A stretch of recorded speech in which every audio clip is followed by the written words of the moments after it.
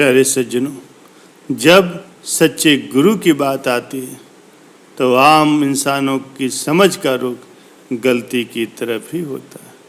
वे गुरु को साधारण मनुष्यों की तरह ही समझते हैं। वे समझते हैं कि जैसे हम इंसान हैं ऐसे ही गुरु भी एक इंसान है, मगर ऐसा समझना सबसे बड़ी भूल है। जो लोग गुरु को इस किस्म का समझते हैं वे परमार्थिक तरक्की नहीं कर सकते। दरअसल गुरु की जात कुल मालिक की जात की तरह पवित्र होती है। उनमें और मालिक में कोई भेद नहीं होता। उनका बाहरी स्वरूप जो हमको नजर आता है वो सिर्फ हमारी जरूरत के कारण ही धारण किया गया है, मगर उनका असली स्वरूप तो कुछ और है। उनका इस दुनिया के अंदर स्थूल शरीर के रूप में आना सिर्फ हमारी जरूरत के कारण ही होता, क्योंकि इस दुनिया में रहते हुए हमारे ख्यालात स्थूल हो गए और हमारी सूरत सांसारिक पदार्थों में फंस करके बिल्कुल बहिर्मुखी हो गई।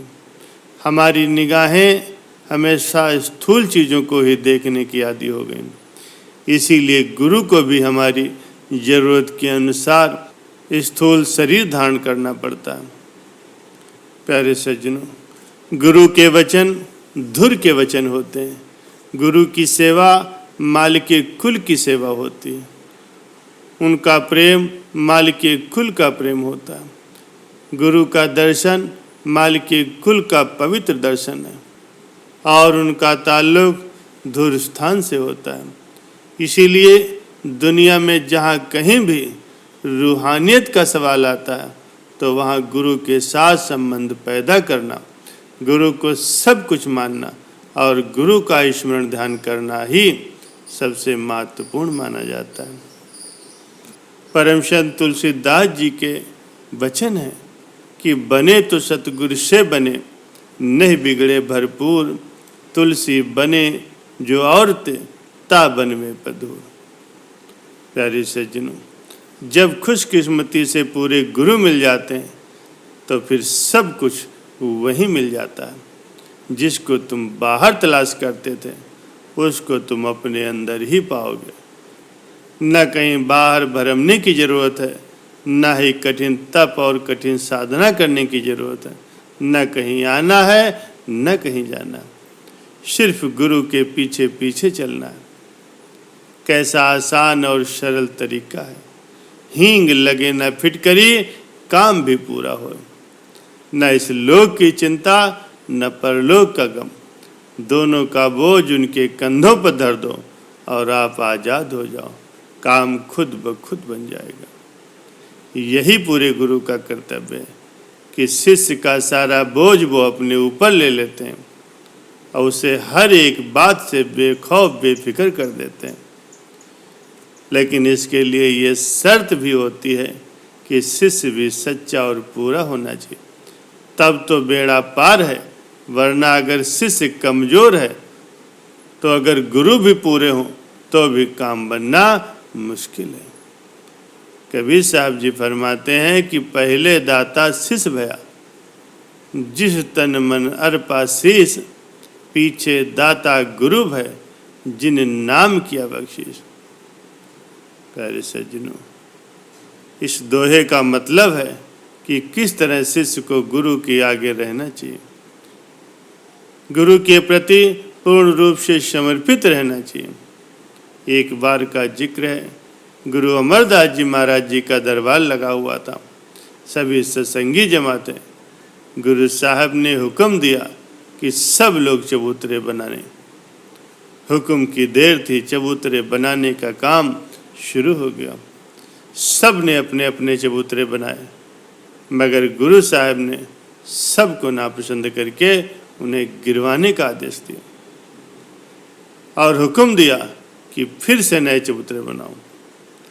सब लोग फिर जुट गए, नए चबूतरे फिर बनवाए, लेकिन उन्होंने उसे फिर से गिराने और नए सिरे से फिर से चबूतरे बनाने का हुक्म दिया। किसी ने 2 बार, किसी ने 4 बार, किसी ने 10 बार चबूतरे बनाए, मगर वो बराबर ही उनको गिरवाते रहे, पसंद ही नहीं कर रहे थे। आखिर सब ने तंग आकर के इस काम को छोड़ दिया। उन शिष्यों में एक रामदास जी भी थे, जिन्होंने चबूतरे बनाने के काम को नहीं छोड़ा। गुरु साहब ने उनसे भी कई दफ़ा चबूतरे बनवाए और उन्हें गिरवाए, मगर वो बराबर ही काम में लगे रहे। उनके चेहरे पर सिकन तक नहीं है। गुरु साहब ने उनसे पूछा, क्यों रामदास, सब तो घबरा करके चले गए, तुम क्यों काम में लगे हो? उन्होंने अपने गुरुदेव के चरणों को चूम करके जवाब दिया, हे कृपा के सागर, हे मेरे गुरुदेव, हमारा काम तो आपका हुक्म बजाना है, सेवक का धर्म सेवा करना है, और ये मेरी खुशकिस्मती है कि हमको ये सेवा का मौका मिल रहा है। जितनी सेवा ली जाती है व जितनी दफ़ा सेवा लगाई जाती है, उतनी ही हम में पवित्रता आती है। अगर चबूतरा गिरा दिया जाता है तो भी कोई परवाह नहीं, इसके बदले गुरु की प्रसन्नता की कमाई तो आहिस्ता आहिस्ता हो ही रही। हे मेरे गुरुदेव, आप तो अच्छी तरह से जानते हैं कि हम सेवक के मन को कैसे सुधारना है। हम तो ज़्यादा समझ ही क्या सकते हैं, हमको तो सिर्फ आपके हुक्म, आपके वचनों से प्रीत हैं। हे दयानिधान, हमको न तो चबूतरे बनाने से गरज है और न ही उसके गिरने से कोई मतलब। हमको तो ये खुशी है कि हमको सेवा का हुक्म दिया जाता है, और जिसने भव सागर से पार कराने का बीड़ा अपने सिर पर उठा रखा, उसने भी पहले कच्चे और पक्के की तो परख करनी ही है। अगर इस चबूतरे के बनने में ही अपने मन मर्जी का इस्तेमाल किया गया, आपके वचनों का पालन नहीं किया गया, तो फिर आगे का क्या ठिकाना।